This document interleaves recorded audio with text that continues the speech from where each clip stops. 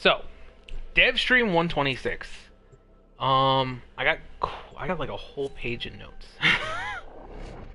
Okay, so the remastered version of the Plains of Eidolon came out the other day. Give me the info, please. Absolutely, that's what I'm here for. The Plains of Eidolon remastered update came out on PC the other day. Apparently they're close or already in the process of maybe possibly getting that into certification for console already. So we hopefully won't have to wait all that much longer. So Plains of Eidolon update coming to us soon. Hopefully, fingers crossed. I don't know. I gotta follow their Twitter. We'll find out. I'm super excited for it. It looks beautiful. It really does. If you haven't seen it, like, I really suggest you know, Google search it real quick. Take a look at a couple of images. I'm sure they're gonna, like, I'm sure it's not just a visual update. I haven't really watched anybody else stream anything from the update, but it looks amazing. I'm assuming there's, like, other content with it. You know. Stuff to keep the Plains of Eidolon fresh and new and still a place to go to do things and get all the stuffs. But I'm unsure of that because I have yet to have my hands on it, so I cannot comment on that. They talked about Volban. Now, Volban is a Warframe that I really have never given a try. I have regular Volban. I ranked it up to rank 30 and then kind of never touched him again. But Volban apparently is getting a rework, but it's not just a rework. They quote-unquote said total kit redo. End quote. Total kit redo. So, that's exciting. They said a lot of his abilities were kind of, you know, meant for, like, one target at a time and not, you know, mobs of enemies all at once. That kind of thing. So, hopefully this total kit redo makes Volban stronger and at least get people who haven't tried him out to at least give him a second chance. I don't know, we'll see. I don't think all of I don't think all the revert works were really all that successful. I think Nyx got a rework last year and that didn't really go too well with the majority of the community. But I don't know. That's another frame I don't really touch, and there's probably a good reason for it. Although I do want a Nyx right now for farming purposes, but that's just for my own greedy reasons. Let's see. Wukong is also apparently up for a rework, but they didn't really talk too much about that. It was kind of just mentioned in passing. So hopefully that comes soon, or sooner rather than later.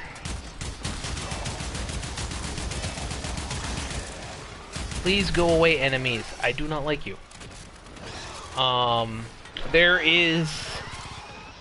Atlas Deluxe is going to be coming to us soon. They've been talking about it the last couple of dev streams. If you haven't seen Atlas Deluxe, you should probably take a look at that. The skin looks amazing, and his little minions look like the skin too when you have it equipped, I guess.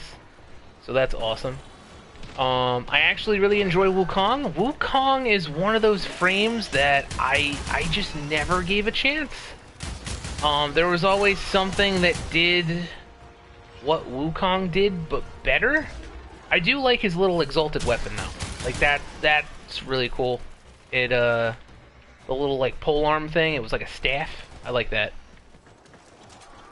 But the Atlas Deluxe skin is coming soon, and they were also talking about Nyx Deluxe, which I guess they kind of showed off today. It looked nice. Like, I don't know, the color scheme kind of just reminded me of what they showed off with Equinox. I don't know if that was like the base skin, or maybe they didn't. I don't think they showed off the skin. I think Rebecca was using Nyx Prime actually, and she just had, like, you know, her choice of colors or whatever, and they just mentioned a Nyx Deluxe in the works. So let me retract that first statement. I think I think it was just mentioned in passing. They didn't show anything like new off. They would have showed like concept art and stuff like that, but they didn't do that. So I think Reb just mentioned that in passing. Okay, there is. I don't know how serious they were about this, chat. I really don't know how serious they were about this. But apparently there is an Easter update coming. You're gonna get your bunny ears like usual. So you can equip those. You know, it's kind of similar to the Halloween thing where you get to put a pumpkin on your head, but instead it's bunny ears. Not only that, but there is a egg ephemera, which it's like a cosmetic thing that it's kind of supposed. I don't know how to describe it. It's a cosmetic where you walk around and usually it just kind of like gives off like some kind of like effect that is the same color as your energy color.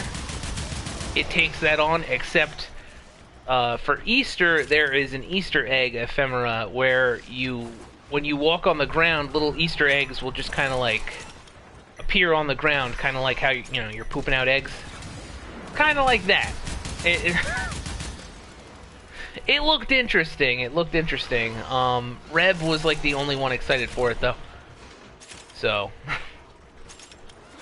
I don't know. Take that with a grain of salt. Who knows? Who knows? They might scrap that. Like I said, I don't know how serious they were about that. I really don't. Got no clue. Wukong forever? Really? I must download and install D2 update before we play. Oh, okay. We'll talk about that later. Those are after stream activities. Oh, bunny ears? Yes, bunny ears. We will get bunny ears. Don't worry. They showed off the bunny ears on Wisp. It actually looked really good. And speaking of Wisp, this was like the meat and potatoes of the Devstream. So they showed off Wisp and all of Wisp's powers, and I think Wisp is female. So I think it's safe to say she looks absolutely amazing. I cannot wait for Wisp. Quote unquote, she was referred to as the Master of Portals. So that got me really excited for her abilities. So her number one, these are her abilities. Her number one basically, how should I describe this? She basically summons these what do they call, these wisps, right? She summons these wisps, and then there's these little like reservoir totem kind of looking things that anybody can pick up. She can pick them up, allies can pick them up, and they give buffs to allies, right? So anybody can have these. I don't know if you can stack the same one over and over again on the same Warframe or not. I don't remember that being mentioned. But they went over 3. There is one that gives health. There's one that gives a speed buff, and then there's another one that gives this kind of AoE electrified stun effect. So you kind of sort of stop your enemies in their tracks. It looks really interesting. So that's her number one. Her number two. I think it's her number two. We have to win this. Her number two is like a decoy kind of thing. She kind of sort of shoots out this orange. Well, I mean, I guess you can make whatever color you want. They were using all the standard colors for her. So it shot out this orange decoy-looking thing for 3 seconds. You have 3 seconds of this decoy kind of shooting out of the front of her. And within that 3 seconds, what you can do is you can teleport to where the decoy is.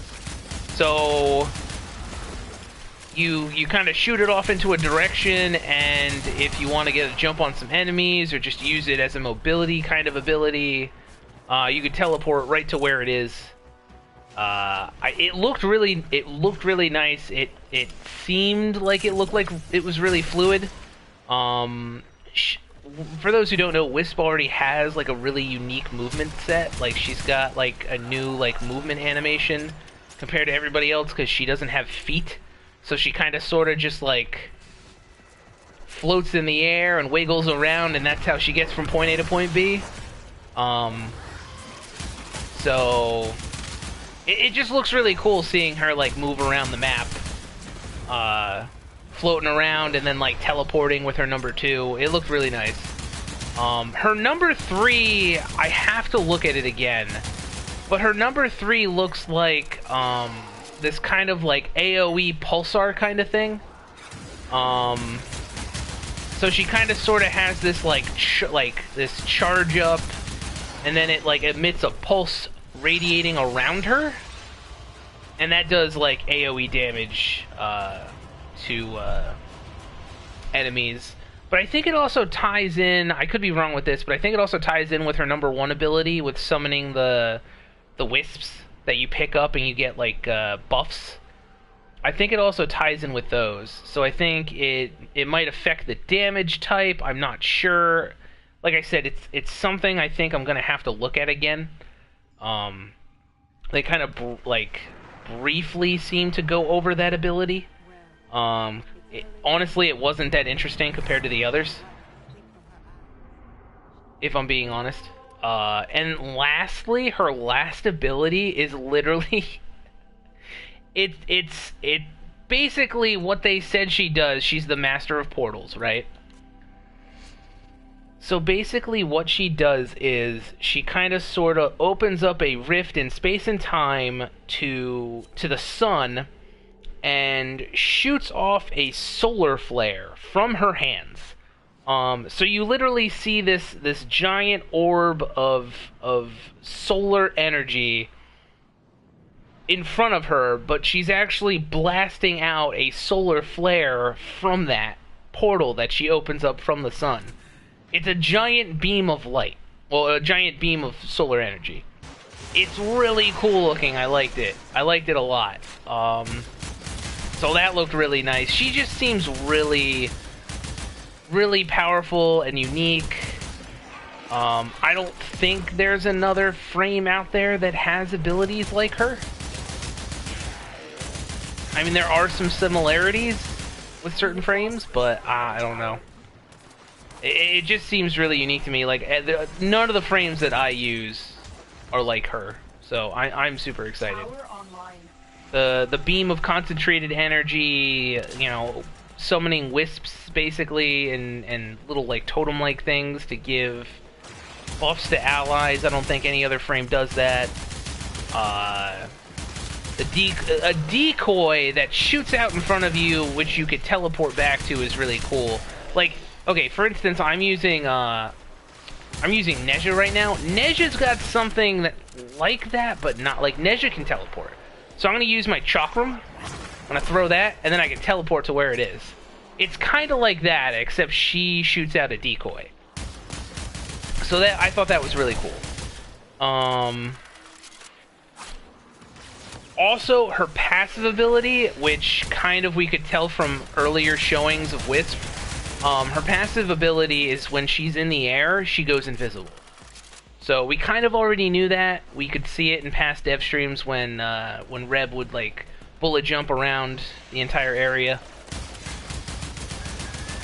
And what ended up happening was she went invis. So people kind of deducted, okay, you bullet jump, you go invis. Well, this is whenever she's in the air, she goes invis. So it's a really nice frame. I'm telling you, if you didn't see it, I would check it out. It looks really cool. I liked it. I thought they were gonna mention melee stuff, the next phase in melee, but they didn't really talk about it from what I understand. There's a couple of other things happening. When they took questions, there will no longer be the status system will no longer be within the game. It will no longer affect pets. I don't know when that's happening though. So for those who don't know, you basically have like one pet out at a time. Any other pets you have like 3 pets, 10 pets, 31 pets. Doesn't matter. You only have like one pet out of stasis at a time that isn't a robot, and what ends up happening is all the others are in stasis. Well, that doesn't happen. What they said was it's basically going to be like robots. You're just equipping you're equipping a companion just like anything else. So you have like your Helios or your Carrier Prime or whatever you're using. You're just going to equip it just like you would any of them. No stasis for the pet systems. I'm sorry, no stasis for pets. You're still going to need slots for your pets, though. They emphasize that. You still will need slots. But pets will no longer be in stasis. So that's a thing. There's a surprise deluxe skin coming out. That came up during the Q&A. Or Twitter questions, whatever it was. Garuda Deluxe is going to be a thing. They showed it off. I will say it looked really cool. It kind of had like a gothic art style. Like she was like all black and gold and a little bit of like green highlights. I guess like for like the energy color slot or something.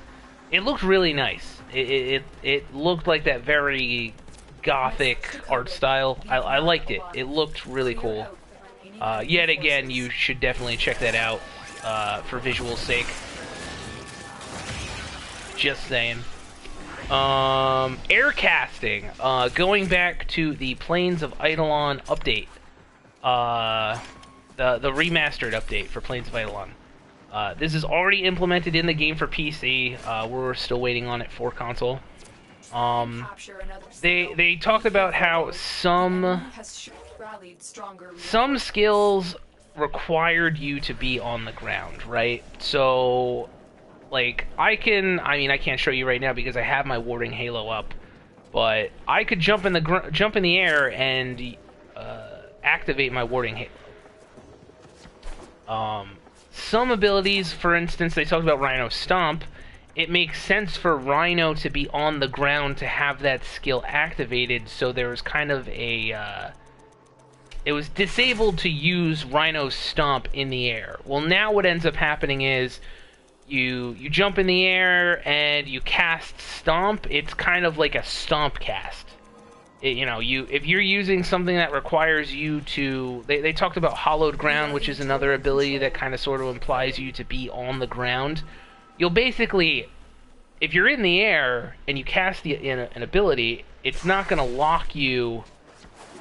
it's not going to lock you out of using that ability. It's going to bring you down to the ground and use that ability. So Rhino Stomp, literally in midair, you kind of sort of angularly shoot down to the ground and the stomp animation happens. I assume the same thing happens when you're using Hollowed Ground. Or any other ability that kind of sort of implies that you're on the ground to use it. So that should be nice. Another big thing they kind of talked about, which seemed controversial between them, was there was a question of, are you ever going to make K-drives as fast as Arcwings? And their response was, because you can move really, really fast on an Arcwing. So their response to that was, you're not going to be able to move crazy fast on a certain Arcwing, because then it kind of sort of... There's no choice in what to use. It's like, oh, I can only move this fast with this Arcwing, so everybody's out to use that one Arcwing. So they flat out said, yeah, enjoy it while it's in the game because it's not going to be in there soon. Now that kind of they didn't really get back into the whole. They never really answer the actual question of whether they're going to increase the speed of K-drives. I want to say the answer is no. I think instead they're actually going to take the ability to move crazy fast in like the Plains of Eidolon in Fortuna with an Arcwing. I think they're going to remove that, and then everything else is going to, like, stay in line with that. So, I think that's the answer to that question, and that was it. That was Devstream 126, in a nutshell.